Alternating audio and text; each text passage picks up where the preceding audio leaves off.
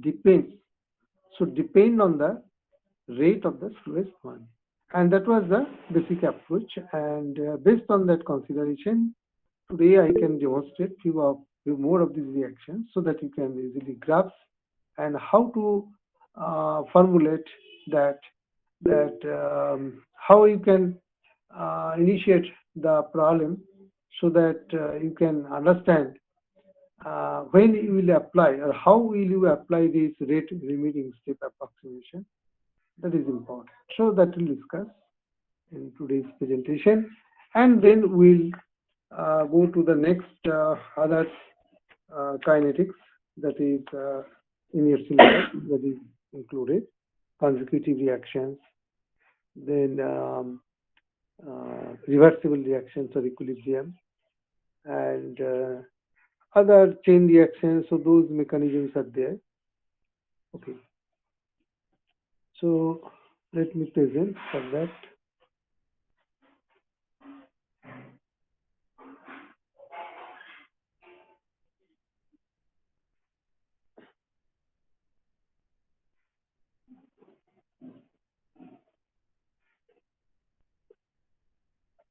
I think in the last class we have started this from this.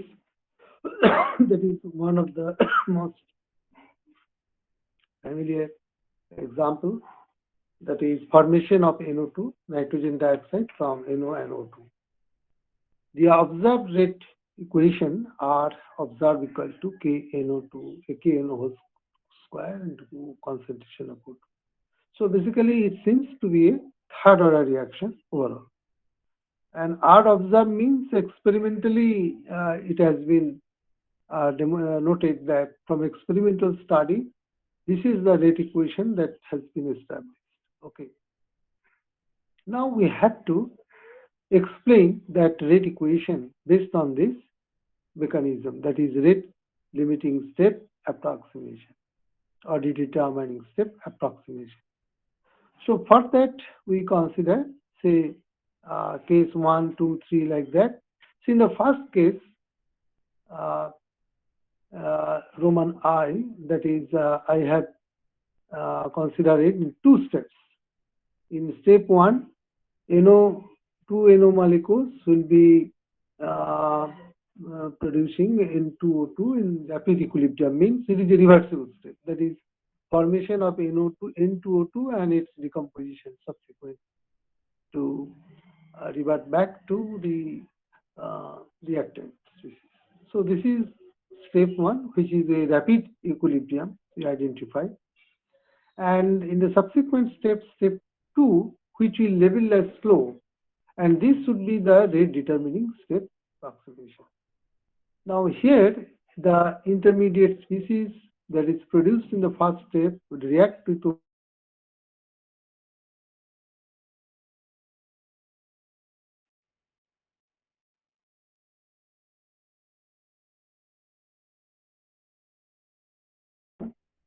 and case 2, there is another alternative that is proposal of this reaction mechanism, where NO and O2 first combine to produce NO3, nitrogen trioxide. Again, it is a rapid equilibrium, which is followed by a slow step, that is formation of NO2, where again we see that intermediate species NO3 will react with another molecule of NO to produce NO2. That is a desired product. And in all cases, if you just react, if you add these both equations, you will get the overall reactions, that is twice NO plus O2 equal to twice NO2. This is the mechanism. And okay, I just once again I just write it. Okay, I just this is nothing but we have summed the equation. So basically we have added it. So that's why it is plus sign. Okay. Otherwise, things are okay. So this is reaction 1. This is another case 2. And alternatively, another mechanism that is labeled as scheme 3 or case 3, whatever you can say, where NO2 is formed in a single step. Okay.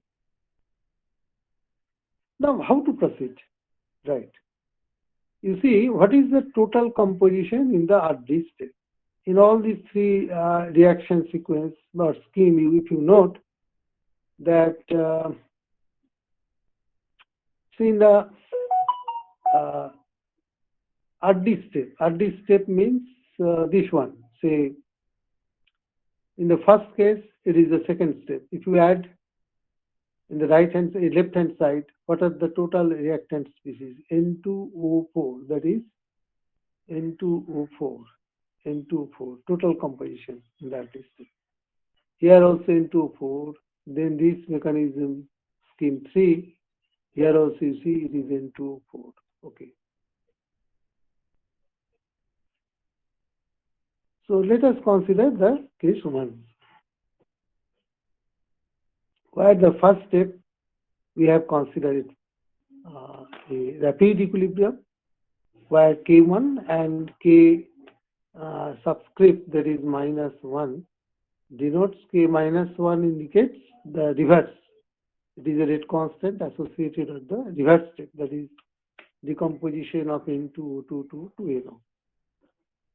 And K1 is the rate constant of the forward step, that is NO2, N2O2. And in the slower step, N2O2 plus O2 equal to twice NO2 with rate constant K2. Rate constant K2. Okay.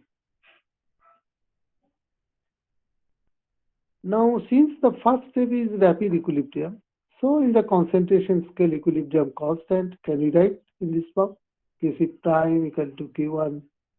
The ratio, basically it is the ratio of the rate constants of the two, the forward and backward reactions, that is the ratio. So it is a K1 to K -1, that is equal to N2 to NO2.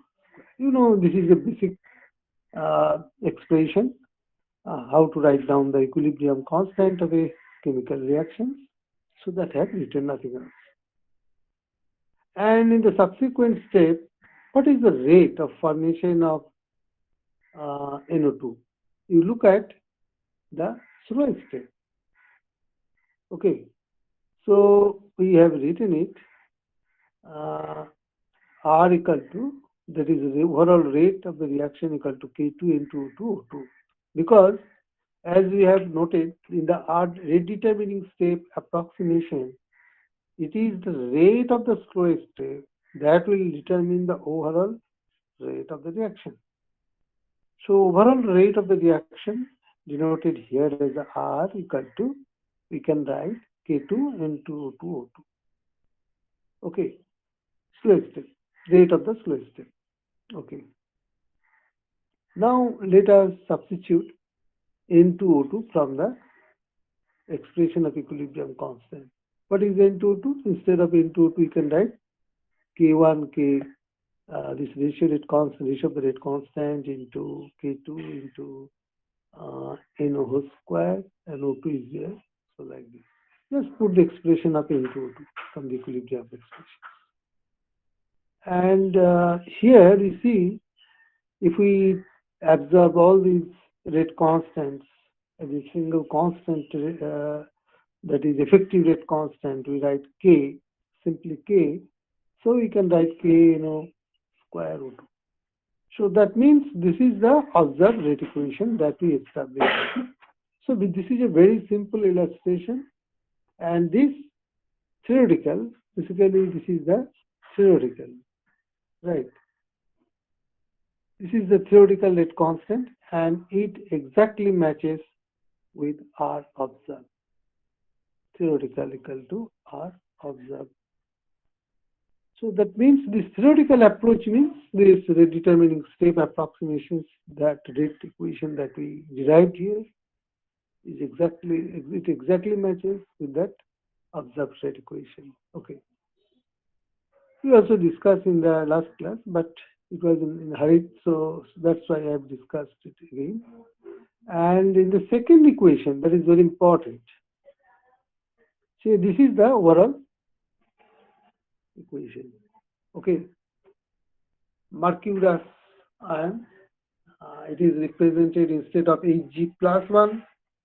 Why we have written it Hg2 plus 2, that you know from basic inorganic chemistry, right? So I'm not discussing that. So this is a mercurous ion, and it reacts with thallium ion, Tl plus 3 state, to produce mercuric ion and thallium plus 1 state. Okay, so thallium, you know, it can show either plus 1 or plus 3 state because of the inert pair effect, as you know, in group CB. In the periodic table, if you move downwards, then the higher or heavier members, they can exhibit this inert pair effect. So I'm not going to discuss it in detail. Okay. So this is the reaction overall that is given, and observed rate equation that you find, that is in terms of the reactant concentrations only. That is observed rate law, which is an experimentally studied established rate equation, right?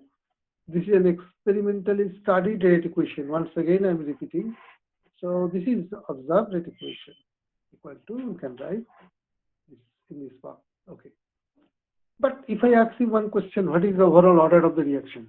Is it possible to get any answer? Can you tell me what is the overall order of the reaction? Can you guess? Yes?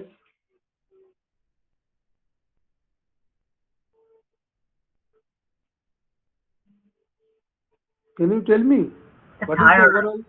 The third order. The third order. Why? No. Because you see, mercuric ion, it is in the denominator. So you cannot say it is a third order reaction. So whenever you find this kind of expressions, which is not a simple linear form or bilinear form, you cannot say it should be a definite order. So we cannot say in this expression what should be the overall order of the reaction. It cannot be stated right now. Okay.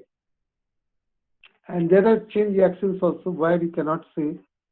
You can find this kind of complicated expressions, that is, some species appear in the numerator and some species appear in the denominator, and it is very difficult to predict what should be the order of the overall reactions. Okay. But under certain condition or restriction, of course, this kind of reactions may follow a definite order that we will see, or you can follow in our subsequent discussion when we discuss the chain reactions particularly. Okay. Now, in the rate determining step approach, how we can proceed theoretically to establish this experimentally observed rate equation. That is the beauty of this model, and it will be very clear to you. Again, we follow the same prescription as we have discussed earlier, that is for the formation of NO2. Look, here, what are the total reactant species that appears in the rate determining step? Okay. So for that, I think yes, this is the overall equation, and I think in the last class whether I've given or not. So this is the two-step reaction, rapid equilibrium, that is mercurous ion, K1, K minus 1 to Hg and Hg plus 2. Can you identify this kind of reactions? Have you noted? What is that? Can you classify or type of reactions? Can you identify? Hello? The first equation, can you identify? Reversible reaction, sir. No, reversible of course, but from the nature of the variation of the oxidation state, can you get? Disproportionation, sir. Disproportionation. Yes, dismutation or disproportionation reactions, because mercurous ion splits into two components of mercury species, with one lowering in the oxidation state and one is in the higher oxidation state, that is mercuric ion. So it is a kind of disproportionation or dismutation reactions. Okay, thank you. Now in the next step, what happens? Hg, it reacts with Tl plus 3 thallium ion and gives Hg plus 2 plus Tl plus. And if you add these two equations, naturally you get the overall reaction that is given here. That is given here. Okay. Okay.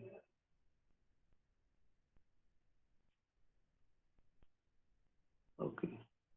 Now, the next question that, okay, again, just write similar to that earlier mechanism. Just what is, you write down the equilibrium constant. I have written it again, and for the rapid equilibrium step, I think you can easily write down these expressions. And what is the overall rate, theoretical rate of the formation of the product, that is mercury and rate equal to slowest step, that is mercury, and Tl plus C is involved. So this is the slowest step. This is the rate of the early step, basically. This is the rate determining step, right? So you can write like this, and you just substitute it mercury from this above equation. You just replace it. Okay, just replace it. What is mercury? So it is K1 K minus 1 into K2 thallium plus 3, and it's just substitute mercury plus 2 plus mercury. So basically we substituted the concentration of mercury in this equation from the previous equilibrium. That means we basically replace the equilibrium concentration of mercury, and we get this expression. And once again, if we collect all these rate constants as a K, denote it as K, then we can write it some compact form like this. And this is nothing but, you see, R observed, that we already shown the overall order of the reaction. So this is a very simple sequence of steps that you can follow to get the overall equation. What is the order of this reaction? So this is clear to you, I think. But once again, look, at the very beginning, at the very beginning of the reaction, when time t tends to 0, what happens? The concentration of mercuric ion tends to 0, right? Right. And in that case, you see, the observed rate or the rate of it should be infinity, because mercury plus 2, mercury in the plus 2, if this is the product concentration, if it goes to 0, then naturally limiting value goes to 0, it's very small at the very beginning of the start of the reaction. Then you can see the rate, our rate of the reaction should be infinity. Okay. And so in that case, what we can write, so this is the case. So that means we cannot predict that. So we cannot say what should be the order of the reaction at any time during the progress of the reaction. But overall, as it seems, the rate of the reaction seems to be complicated. You cannot say simply it is a first order, second order like that. So for this kind of rate equation, it cannot be predicted what should be a definite order of the reaction, that you cannot say. Okay. So this is the reaction mechanism that at the step mechanism that you follow. And I would like to give you another reaction. I can give you an example so that you can predict what should be the overall order of the reactions following the same prescription. And I think you can follow it. So look, this is a reaction where acetic acid ionizes to H plus and acetate ion. Now in the next step, this H plus, which acts as a catalyst, say any species A. Suppose H plus here, the role of H plus is nothing but a catalyst, right? So it reacts with a reactant species labeled as A to produce EXC, right? This is the slow step, at this step, redetermining step. And in the third step, that species that is produced, what you can say, to H plus, this is a faster reaction. So basically it is a three-step reaction.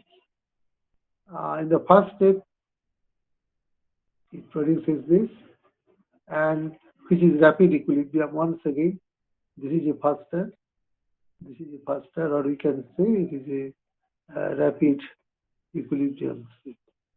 Okay, so this is a rapid equilibrium, the first step. And second step is the redetermining step, that is the slowest one. Of the three equations, this is the slowest step. Rate of this reaction is slowest. And then third step, species, whatever species is the producing intermediate, I am labeling as species. I do not know what is exact that. So it produces back the cation, that is H plus. As you know, in a catalytic reactions or enzyme reactions, enzyme or catalyst becomes free. So here also H plus in the first step ionized, whatever it is produced. In the second step, it acts as it catalyzes the reaction, and in the subsequent step again it produces back. Okay, this is the rule or the normal process of a catalytic reaction. Okay. Now, what is the rate of the Worrell reactions? Its rate of the Worrell reaction should be R equal to K H plus into A concentration, because it is at this step, slow step. So rate of the Worrell reactions, the rate of the Worrell reactions is governed by the rate of the slow step. Okay. Now for the first step, which is an equilibrium step, basically we can write like this. And since concentration of H plus and acetate ion both are equal on the basis of stoichiometric presentation, stoichiometric coefficients, because of that, so we can write it in this form. Okay. And then H plus should be equal to like this. We can write this equation. This is Kc prime. Okay. Now R equal, what is the rate? Rate equal to K. We put the concentration in the D step, whatever the concentration of H plus, that is equilibrium, that we put it here and get an equation like this. That is rate equal to K prime A, acetic acid, H3 by half. This is the overall order of the reactions for this. Suppose you are asked to write, given the reaction sequence, if you are asked to predict or show that the overall rate of the reaction should be like this. So this is the, now this equation is simple. What is the overall order of the reaction? I think you can predict. It should be, what is that? What is the order of the reaction? Can you guess? It's a 3 by 2. Yes, exactly, CR. Okay. So this is the overall rate equation, basically the differential rate equation, that is clear to you, I think. Okay. Okay, now we discuss some reactions which are consecutive reactions or different types of reactions and their kinetics that we'll discuss. Okay. that we'll discuss. Okay, let me see where we can find it.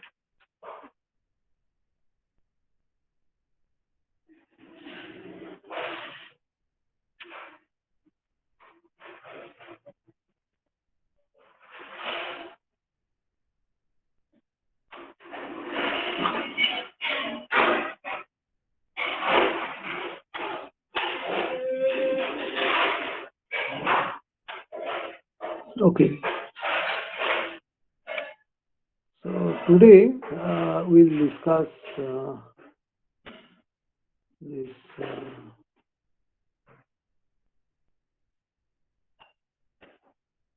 conjugative reactions. What are the conjugative reactions that we'll discuss? Okay. Conjugative reactions, I can give you examples, say formation of, say, acetaldehyde. Yes, it is a two-step reaction. That is, ethylene oxide reacts, decomposes to acetaldehyde, and or rearranges to acetaldehyde, and which subsequently decomposes to methane and CO, that is carbon monoxide. And there is another interesting example of these conjugative reactions. Conjugative means at least two reactions that you have considered here, two-step reactions. It may be more than two-step or multi-step reactions. But for our simple illustration, we'll consider only two-step reactions. Okay. So let us consider the pyrolysis of acetone. So pyrolysis of acetone means acetone decomposes to CH4 and then CH2CO, then which again subsequently reacts to produce CO and C2H4. Okay.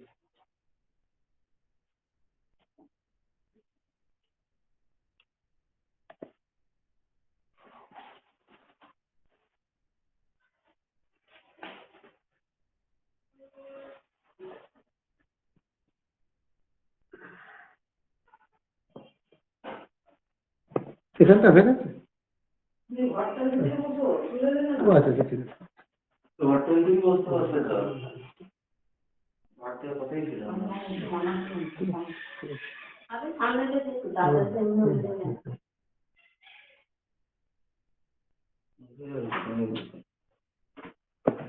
Okay. So let us start a mechanism. So using this model, we can explain SN1 and SN2 reaction, why it is SN1 like that, so that you can understand. Okay. So conjugative reactions. In general, we have considered a two-step reactions. Step 1, A to B. Any reactant arbitrary as A. B is intermediate product or intermediate species. And then B on subsequent step, it produces the product C. So basically the product is, C is the final product and B is the intermediate that we have written here. And for simplicity, that is very important, we consider that both reactions follow the first order kinetics. That is important. Both reactions, that is A to B and B to C, both steps, both reactions follow the first order kinetics. Okay. Now, in the first step, which is first order, and you know that this is equal to K1A as usual, and not about the second step, because B is produced in the first step, subsequently decomposes to produce the product in the second step. So overall, the rate of formation of product or the rate of decomposition of the intermediate B, we can write like this.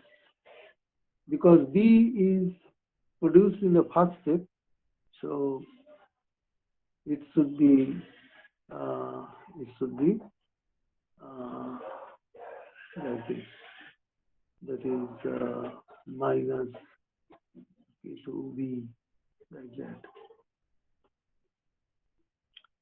And at any time, this is very important. Okay, I'll show you later in detail what should be the concentration dB/dt. That I can produce it here clearly. Okay, but before that, we just note it that overall concentration, because in a chemical reaction, the conservation of mass, if the reaction of course be carried out in a closed chamber, then the mass of the reaction will remain unchanged from the conservation of mass, as you know.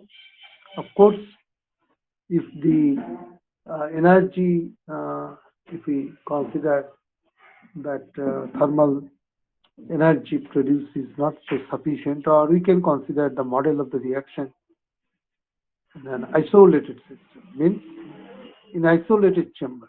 If we carry out the reaction, and if we consider the exchange of heat or the heat or the thermal energy produced in the chemical reaction is not so significant, right? Otherwise, as you know, in a nuclear reactions, because huge amount of energy has been produced, and in that case, conservation of mass will not be strictly maintained. And in that case, you have to consider both mass and energy together to make it conservation. Okay. So here is chemical reactions. It is not so that. So we can consider like this. That is the total mass that is at the very beginning. A0 means this is the initial concentration of reactant. That is at time t equal to 0, and that must be equal to the concentration of reactant A at any time.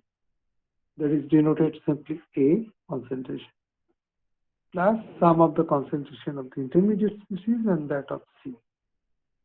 So this should be maintained during the progress of the reaction. So throughout the course of the reaction. Okay. So this step is very important. This is the conservation of mass. That is very important. It should be maintained always.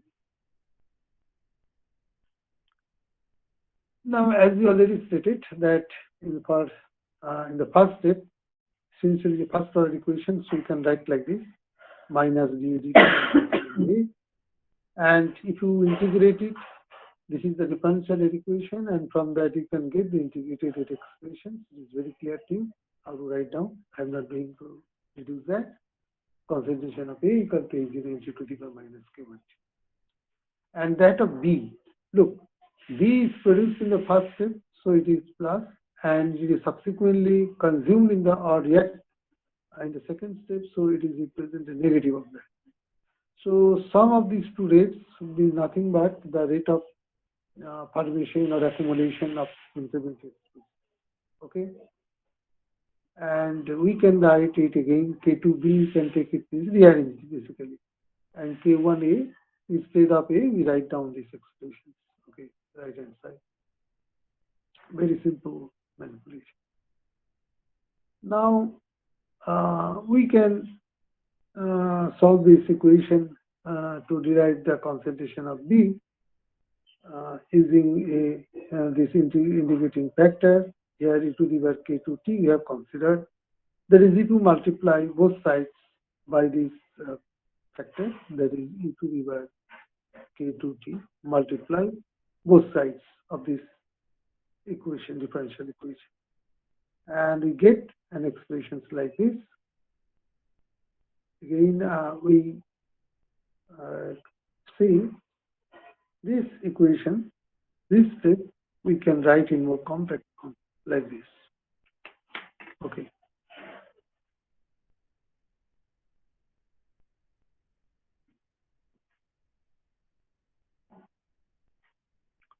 Here B is not constant because B depends on the time. Right. At the very beginning, the concentration of B will be more, and then again it will decrease like that. And during the course of the reaction, it generally reaches to maximum value like that. So it is a variable quantity and depends on time. So that should be important. It should not be treated as constant concentration. Okay. So we can write like this. Left hand side, we can write it in compact form. That is, it is a product of two functions. Okay. And right hand side, you can write like this. So basically, we can write it in this form and integrate it, where z appears here is an integration constant. Here z is integration constant. Okay. Now it is straightforward.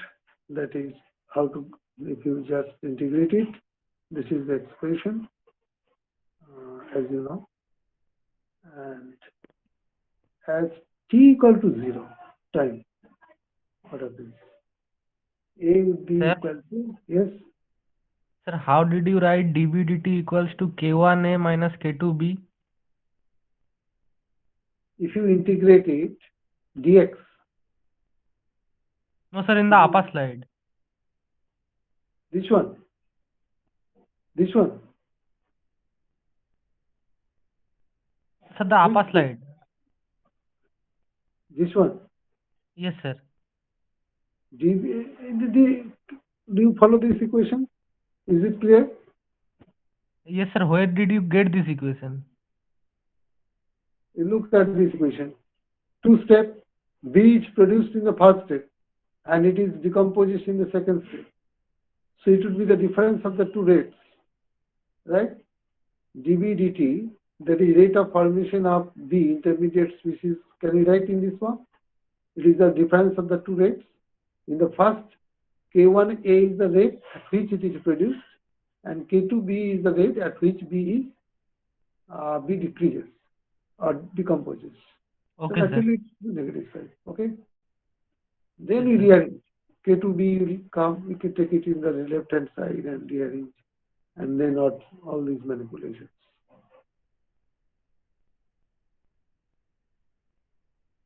We multiply both sides of the equation by e to t by K2t. Okay.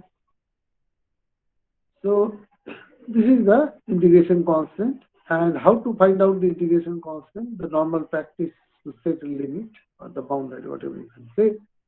Here, so for t equal to 0, we can write a equal to 0 and b0 was equal to 0. Right. There is no intermediate species because there is no reaction. So at time t equal to 0, what we can write, you see, can we write z equal to this? Because if you put t equal to 0, then concentration of B0 would be equal to 0. So that's why we can write, we can get the value of the integration constant z equal to this expression. This is minus K1 is 0 by K2 minus K1. Okay. Now once we get the expression of this integration constant, we can get an explicit expression of B. This is an explicit expression for B. Right. So this expression you get easily if you follow this step. Very simple step. Now we have the concentration of A, we have the concentration of B. Okay. But we have to find out the concentration of C. How we get it? How we get it?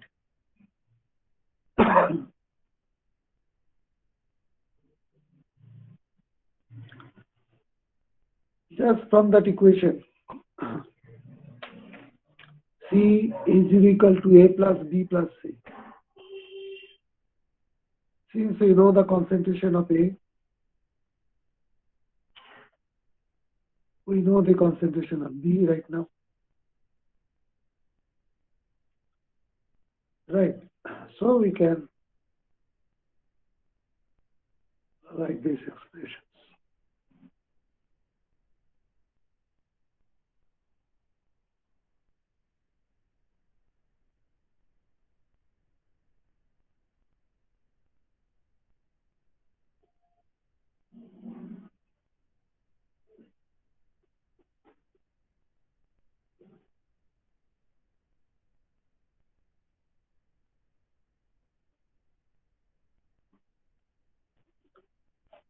because the concentration of B is equal to this. What is concentration of A? A equal to A0 into e to the power minus A1T. And if you put here and manipulate little, you will get this kind of expressions. And you check it, whether you're getting or not.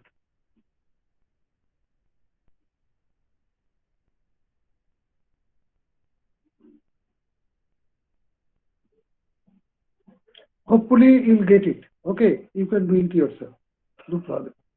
But let us come back here. Now, once we know the concentration of A, concentration of B, concentration of C, let us see how this concentration varies with time as the reaction progresses. Look, concentration of A gradually decreases exponentially as you notice from your expressions, first order equation. And what about that of C? If you look at the product formation first order again, it would follow the pattern as you already noted. So naturally it will increase from product concentration 0 to 9. Now what about that of state of the concentration variation of B intermediate species? Look, it increases, raises to the maximum value, attains the maximum value and then again falls like that. So we see the concentration of B basically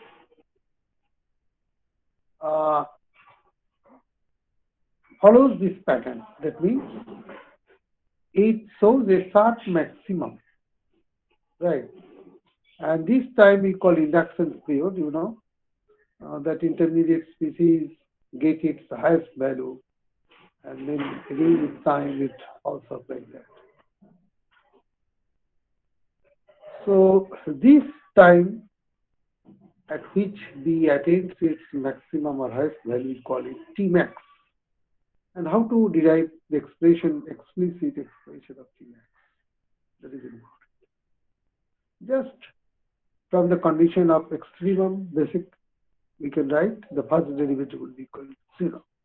And from that, you know that expression of B is there.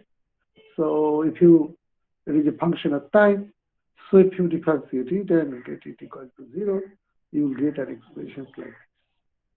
So you can get Tmax equal to this expression. While Ln is the log E base. Here Ln stands for log E base. Okay, natural log. So we get T maximum. Tmax equal to this. Is it clear? Tmax equal to this. Okay, this is the time by which the concentration of B reaches its maximum value. Okay. Now, the interesting fact is that once you get the expression of C, which seems to be somewhat complicated because it depends on the rate constants of various steps, that is both step 1 and step 2. So it seems to be somewhat complicated to get to find any conclusion. But one interesting fact is that suppose case 1, where suppose rate constant K1 is taken is very, very small compared to the second step. That means if we consider the second step is, the first step is slower than the second step. Just like SN1 reaction, where you know that ionization of alkyl halide, this is the slowest step, it involves bond breaking, and to produce the carbonium ion. And then carbocation in the second step catches a nucleophile suitable in the reaction medium to rapidly produce the desired product. So just like SN1H. So what would happen if K1 is kept from this expression of C? You see, if K1 is kept much smaller, that is second step is much faster, then can we write this equation? C equal to A0 into 1 minus e to the power minus K1t. Guess. Very simple. Whenever K2 is very large, then naturally this term would goes to 0, limiting value, right? If K2 is very large, the limiting value of this e to the power minus K2t would be tends to 0. Ignore this term. And also K2 is much larger, so in the denominator K2 minus K1, so we can drop the value of K1, and naturally we get simple expression of C equal to 0 into 1 minus e to the power minus K1t. So this expression is nothing but just like first order kinetics. How to write down the product concentration from reactant concentrations, that alternative expressions that we already derived. So basically this corresponds to the rate. So that means if the first step is made much slower compared to the second one, then the product rate of formation of the product depends on the rate constant of the first step, that is the slowest one. So once again it illustrates or demonstrates the idea of rate determining step. That means of the two steps, which one is the slowest one, and the overall rate that you have to find, and then the overall rate of the reaction or the rate of formation of the product will depend on the rate constant of the slower step. Now, suppose this we have considered here. Now, case 2. Case 2, this is the first one that we already discussed. This is the slower step first one, second is faster. And we get this. Now, in the second case, let K1 is much larger, faster, the first step is faster compared to the second step. Then what would happen? Then you can manipulate the expression of C, you get it this. That means the rate of formation or the concentration of the product depends explicitly on the rate constant of the slowest step again. Right? It also, this is similar to that a first order kinetics, naturally. Right? So what we have noted that of the two-step reactions, the overall concentration of the product depends explicitly on the rate constant of the slower step. Right. Once again, it demonstrates the fact the rate of the rate determining step, that concept. Okay. Right. If you have any confusion, the steps that you have not derived, very simple algebraic manipulation, I think you can do it. This is a very simple trick, and I think you are familiar with these sorts of mathematical manipulation, and do it yourself. Okay. So today we have demonstrated this consecutive reactions, that is where both the steps are first order. Okay. General. Okay.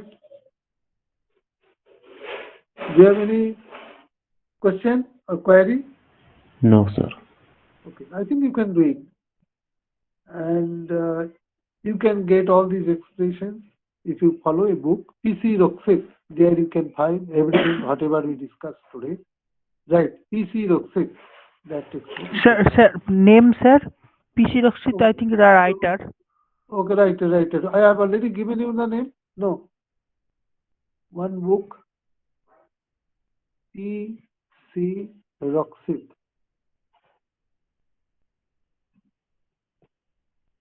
This is a physical chemistry. Physical chemistry textbook. Then you get this, or any elementary, because these are very elementary discussion. So you can find not only this book, but any other physical chemistry textbook if you have, you can find it, no problem. Everything I have discussed here. So if you find any question or any you have any doubts, you can raise me in the next class also, no problem. I think you can do it yourself. These are not so complicated things. Manipulations are very simple. Okay.